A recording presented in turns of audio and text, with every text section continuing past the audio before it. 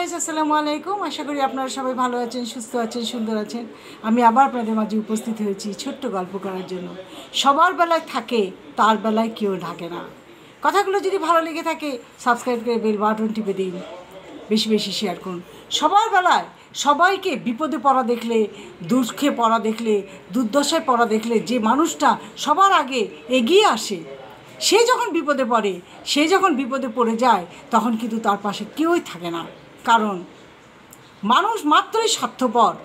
নিজের স্বার্থ হাসিল হয়ে গেলে অন্যের দিকে তাকানোর সময় তার নেই।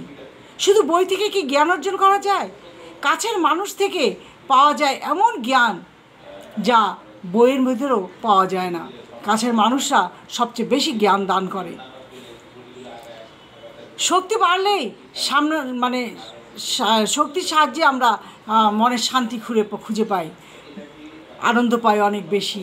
কাউকে আঘাত করলে খুব হিসাব করে আঘাত করতে হবে, করা উচিত। কারণ আঘাত যতটুকু বাড়বে, যতটুকুই আঘাত করবেন, মনে রাখবেন তার থেকে বেশি আঘাত সে আপনাকে করতে পারে। সে আঘাত আপনি সহ্য করতে পারবেন কি? কারণ আঘাতটা আপনার জীবনে ফিরে আসবেই, আজ অথবা কাল ফিরে আসবেই এটাই সত্যি। মানুষকে আঘাত করলে সেই আঘাতটা যে আপনার জীবনে ফিরে আসবে না তার কোনো নিশ্চয়তা নাই। অবশ্যই সেই আঘাতটা ফিরে আসবে। আর তাই আপনাকে একটা মানুষকে আঘাত করতে হলে ভেবেচিন্তে করবেন, যতটুকু সে সহ্য করতে পারে।